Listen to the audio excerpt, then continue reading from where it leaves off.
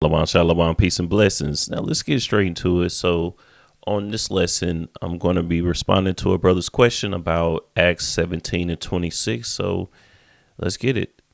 It says, Acts chapter 17 and verse 26, and hath made of one blood all nations of men for to dwell on all the face of the earth, and hath determined the times before appointed and the bounds of their habitation. Verse 27 too, he asks about 26, but 27 is probably where his question came into as well. So next verse, that they should seek the Lord, if haply they might feel after him and find him, though he be not far from every one of us. So this part may throw you off, that they should seek the Lord. You may be thinking, well, dang, so all nations are supposed to seek the Lord. All nations are supposed to do this or that. I thought that salvation was for the Jews, like in John, the fourth chapter. All right, so let's see. And I think I had a question here too as well. Let's see one more time. Acts 17 and 26. This is specifically what the brother said when it says, and hath made of one blood of all nations of men for to dwell on all the face of the earth. Is of one blood of all nations of men, referring to in this verse, Acts the 17th chapter, verse 26, is of one blood of all nations of men, referring to all the nation of Israel.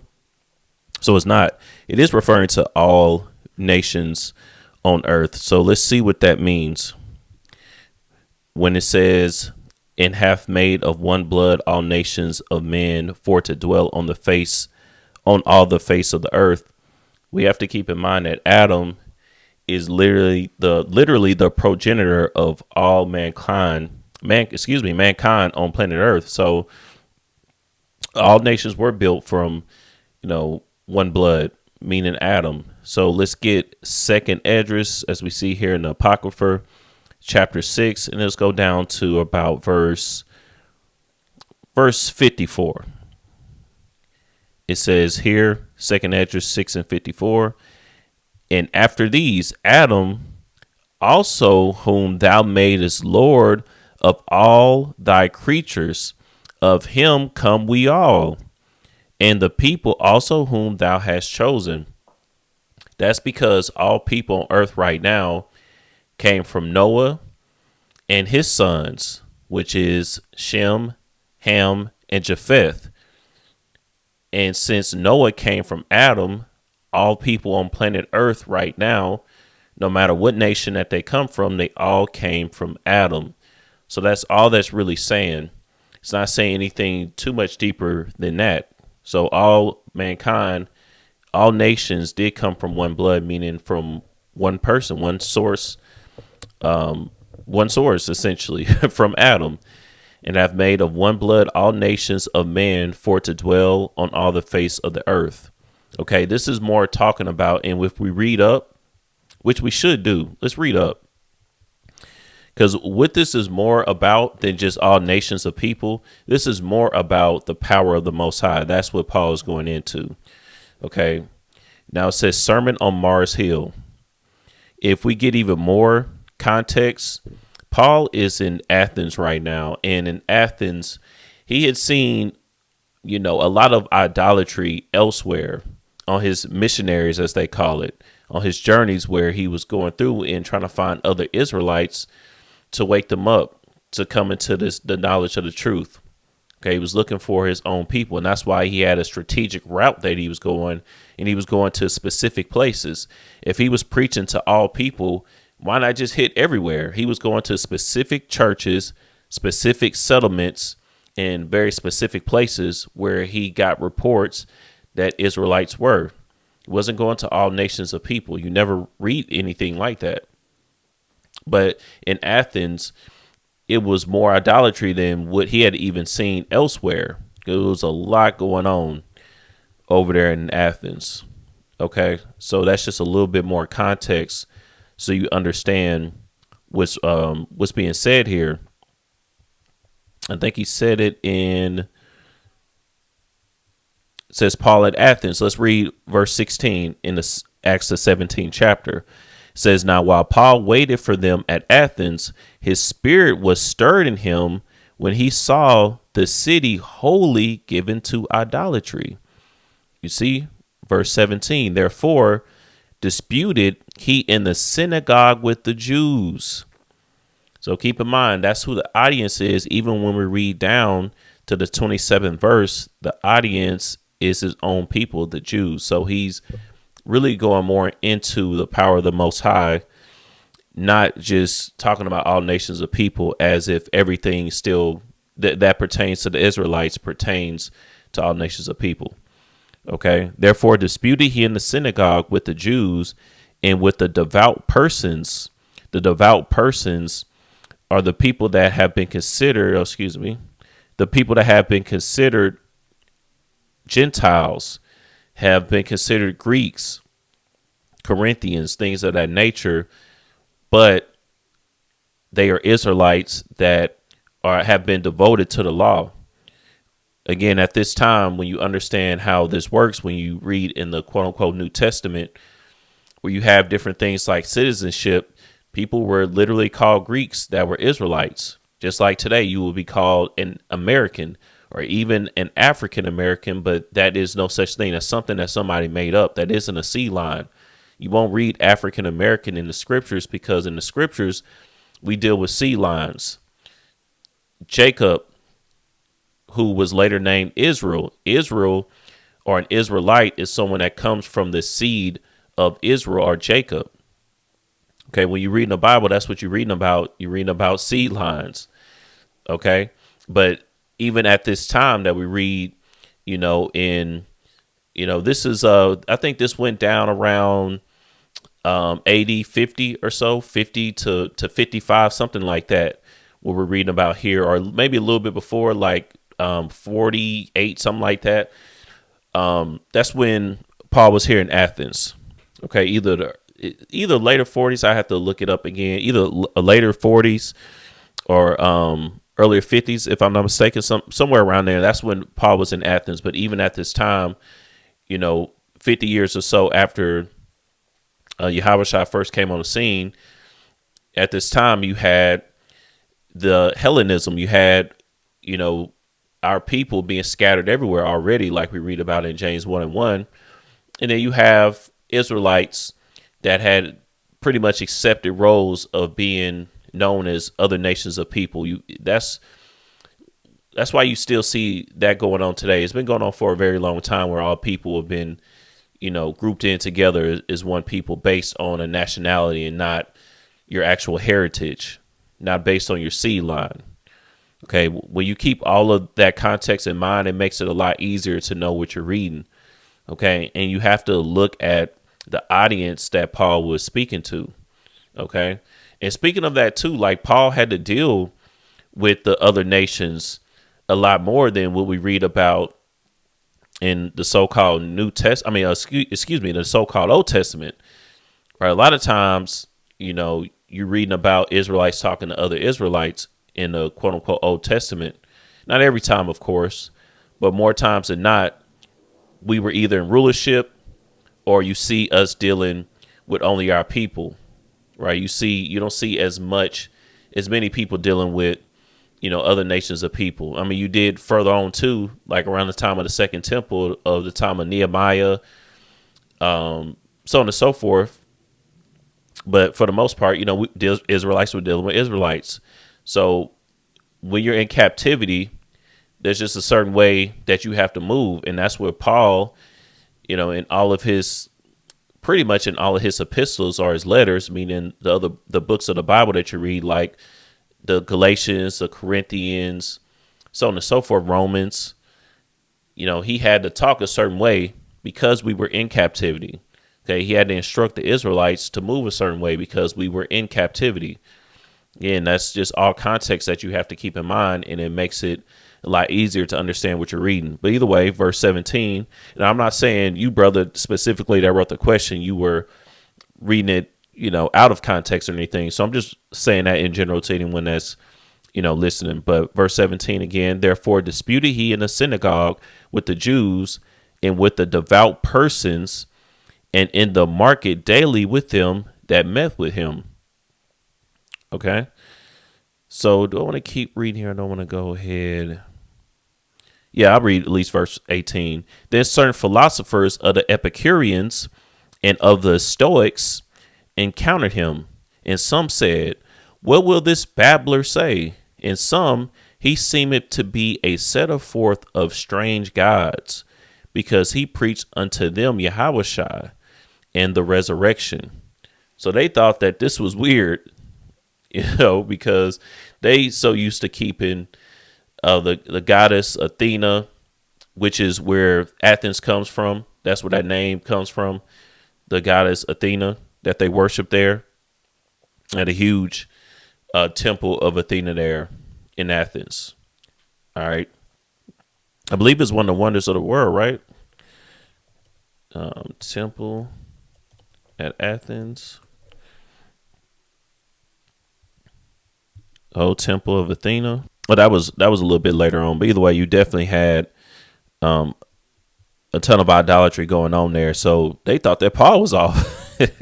They thinking he off for talking about Yahushua. All right, in the Most High. Talking about he was a babbler. What would this babbler say? That's how it is in the world. That you talking to a so-called Christian or maybe even something else, Muslim or whatever the case, and they think you the one going off. They calling you the babbler for saying what the actual truth is. Okay, a setter forth of strange gods, because he preached unto them Yahushua in the resurrection. And the resurrection, is going to be weird to somebody that don't understand what they're reading. Okay, and they took him and brought him into Areopagus, saying, may we know what this new doctrine whereof thou speakest is? So some of them, they had itching ears. Verse 20, for thou bringest certain strange things to our ears. We would know, therefore, what these things mean. For all the Athenians and strangers which were there spent their time in nothing else but either to tell or to hear some new thing. I love that this is in here, because you find people that do the exact same thing right now. I'll never forget reading like on Facebook years back now. It's been, I don't know, 5-6 years ago, but this brother was communicating with somebody else, and what brother, if he was listening to his lesson, he'll know exactly what I'm talking about, but he was communicating with someone. He was like, hey, bro, I got to hit you up. I got this new doctrine I got to tell you about. Like, what is new doctrine? Like, somebody is wording it like that. Like, bro, I got this new doctrine. It just sounds off, like you just hopping to something else. You're just looking for something new. That's what a lot of brothers do. They just looking for new laws. They looking for a new way so they can be on something that somebody else ain't on. Oh, nah, brother. We like the doctrine that's out there that you can't eat chicken, that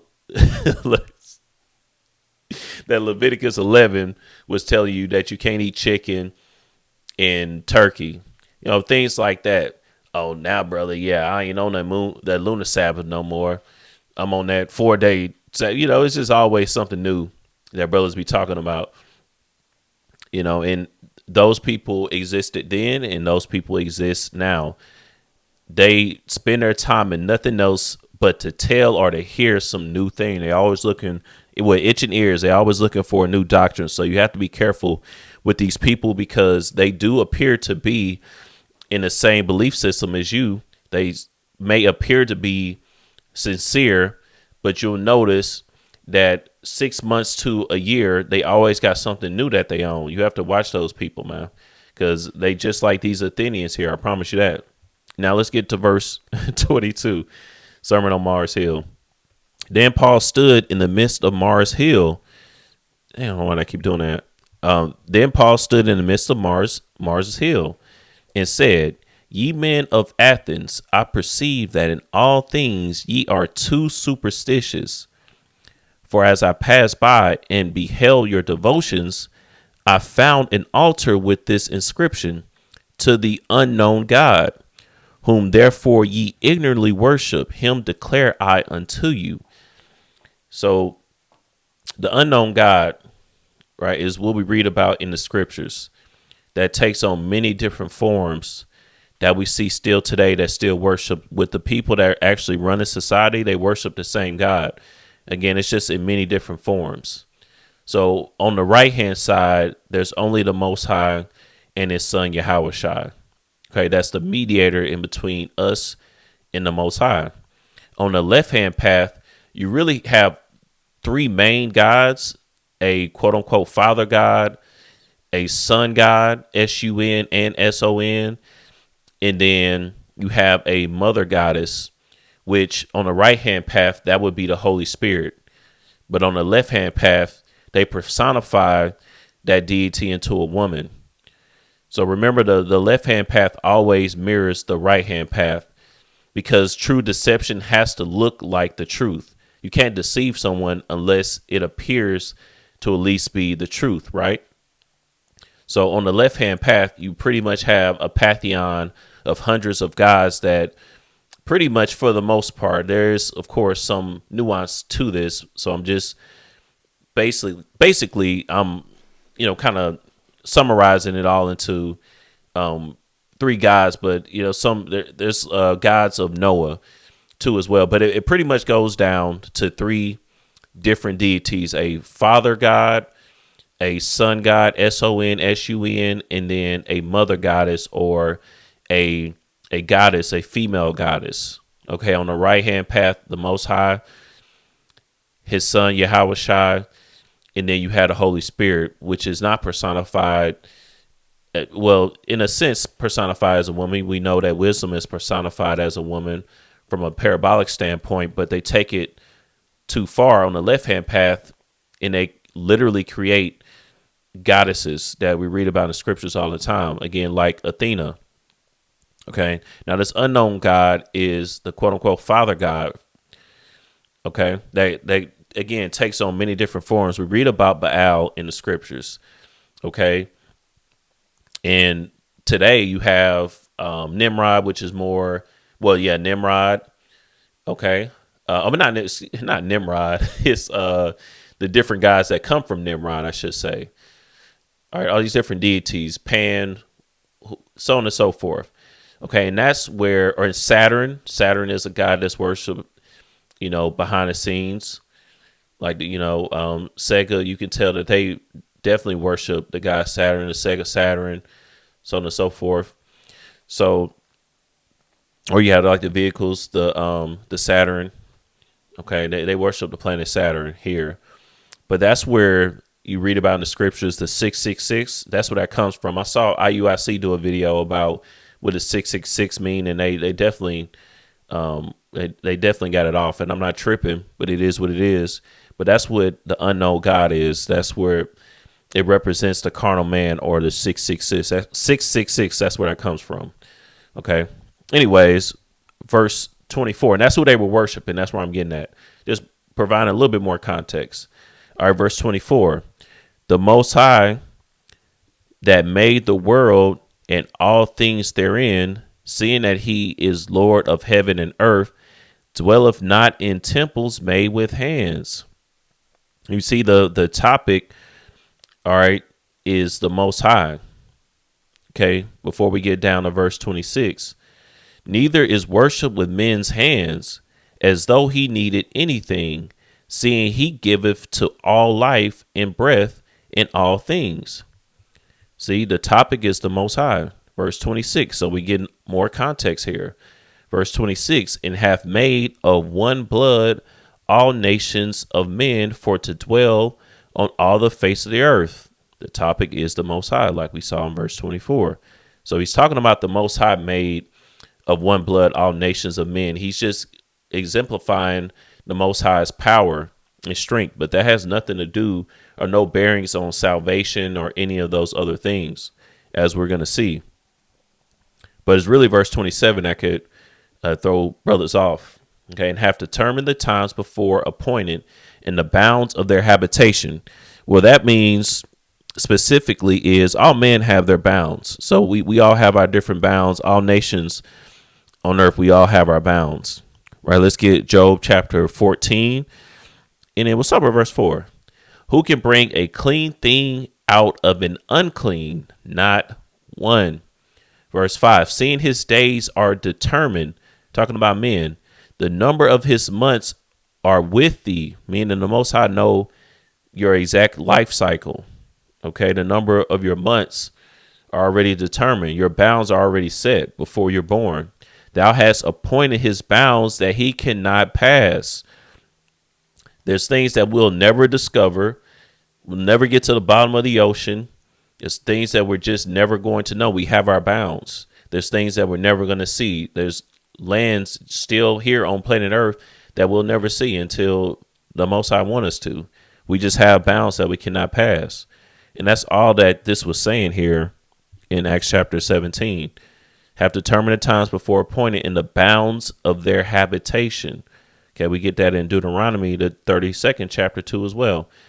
Verse 8, when the Most High divided to the nations their inheritance, when he separated the sons of Adam, he set the bounds of the people according to the number of the children of Israel. So everyone was divided, their inheritance is separated according to the number of the children of Israel. Okay, so that's all it's referring to. Verse 9, for the Lord's portion is his people. Jacob is the lot of his inheritance. And never forget that. When you're reading a verse in a quote unquote New Testament, that may seem like it's saying all nations are equal and all nations are this or that. All nations will be saved. All nations, whatever. Just remember that the Bible does not contradict itself. Anything that was written in a quote unquote Old Testament is still true. So you have to know that it's you and your understanding, and not that the Bible is saying one different thing here and one different thing there. It's all congruent when you have the true understanding of how it was originally set to be understood. Okay. And back to verse 26, and have determined the times before appointed in the bounds of their habitation. Okay. Verse 27, that they should seek the Lord, if haply they might feel after him and find him, though he be not far from every one of us. So do keep in mind in the latter part that Paul is going back to the audience, though he be not far from every one of us. So he's separating the Jews that he's talking to, or the Gentiles, aka the Israelites that have been lost. He's separating that audience from the other nations. But this is about the other nations, where it says that they should seek the Lord, if haply they might feel after him and find him. So this is the biggest thing that, brothers do not understand a lot of times. When it comes to the other nations, yes, they will be worshiping the Most High, but not right now. It's just not right now. But once kingdom comes, they will have no choice but to submit to the Most High too as well. And when Yahushua comes back, he's not coming back to destroy all nations of people and just keeping only the Israelites. Okay.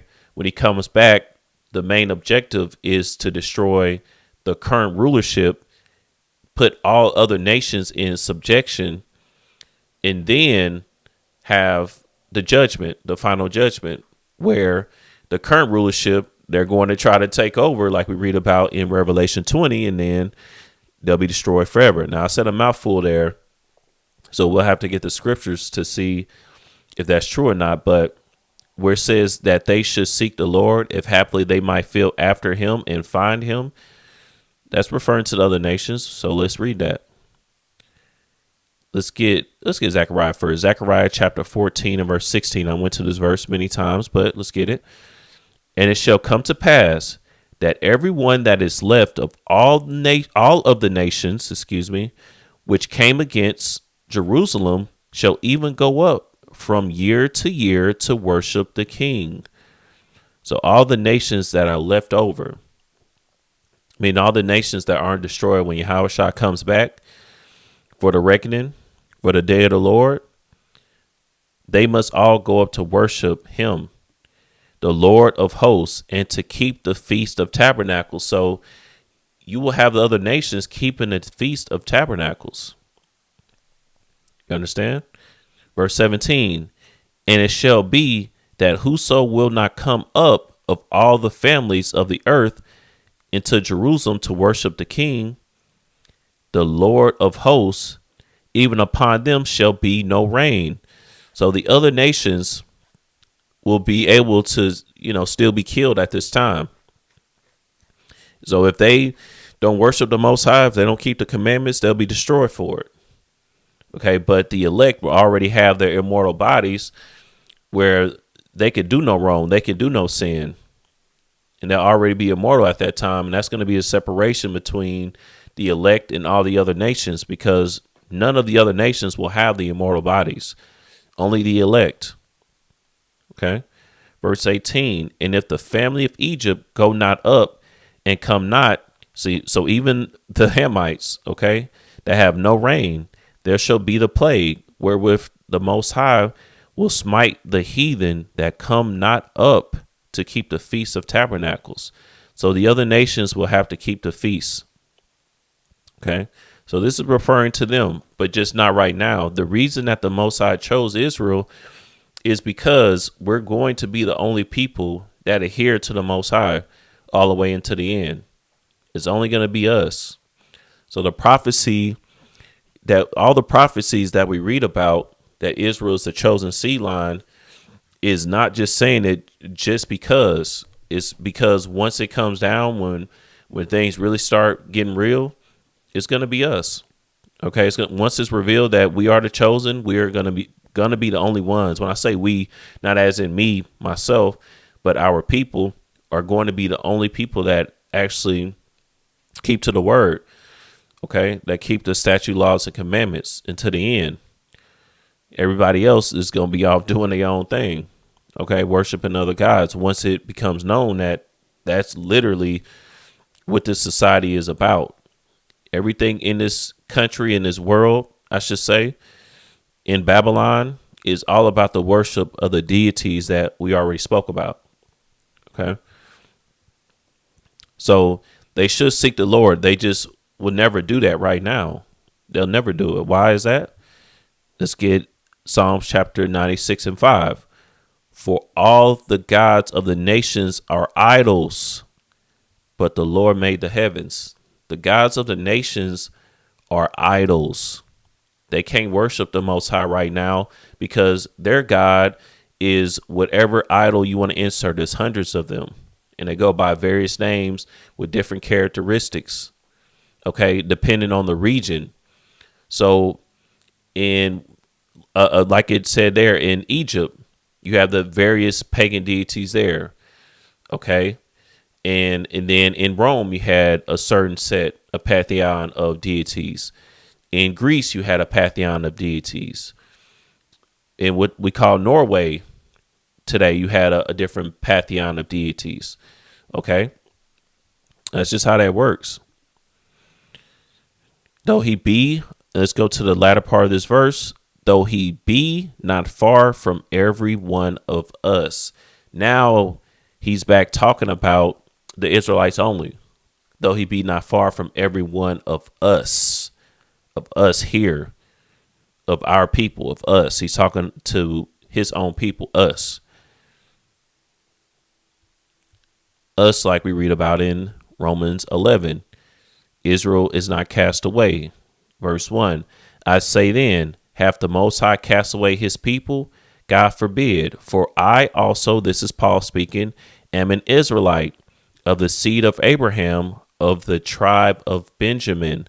So when he says us, he's referring to other Israelites that's of the seed of Abraham, that are of the various tribes of the 12 tribes of Israel. Okay. Paul was not someone that forgot about his heritage and just wanted to assimilate with all nations of people. But that's the narrative that we hear in the Christian church and, whoever adapts that belief system. Okay. Verse 28, for in him we live and move. We live, talking to Israelites, and move and have our being, as certain also of your own poets, the prophets, All the prophets were Israelites, all of them, have said, for we are also his offspring. When I say all the prophets, meaning the major prophets that we read about in the scriptures, okay, they all were Israelites because, you did have a heathen prophecy out in what Numbers the 24th chapter. I believe I got that pulled up. But meaning all the prophets that we read about in the scriptures that prophesied to the people, they were all Israelites. So that's why it says also of your own poets have said, for we are also his offspring. Now, again, this is back referring to the Israelites. Okay. Let's get Isaiah chapter 44 in verse 1. Yet now hear, O Jacob, my servant, in Israel, whom I have chosen. Verse 2. Thus saith the Lord that made thee, and formed thee from the womb, which will help thee. Fear not, O Jacob, my servant, and thou Jeshurun, whom I have chosen. For I will pour water upon him that is thirsty, and floods upon the dry land. I will pour my spirit upon thy seed, and my blessing upon thine offspring, who is Israel. We'll pull a classic. Exodus 4:22. And thou shalt say unto Pharaoh, thus saith the Lord, Israel is my son, even my firstborn. Okay.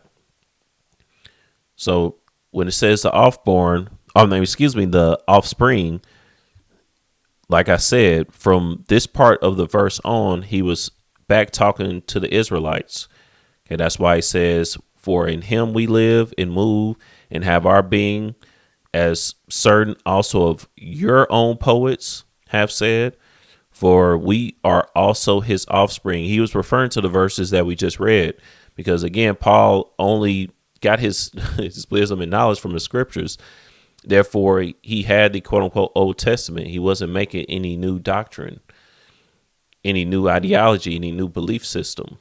He didn't change anything. Okay. Verse 29.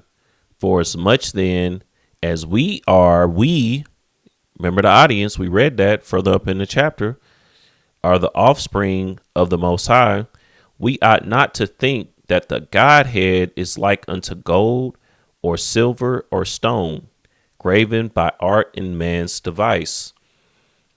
So, the idols that the nations make is from gold, silver, stone, or whatever else that they create. Okay, so he's saying that because of the idolatry that he saw in Athens. So that's the context there. So when you see, a verse like this, not saying specifically the brother, but just always keep in mind that, you can't let these things get you deterred from the faith, or you read something like that and it makes you forget the verses that you already know that tells you, who you are. Now,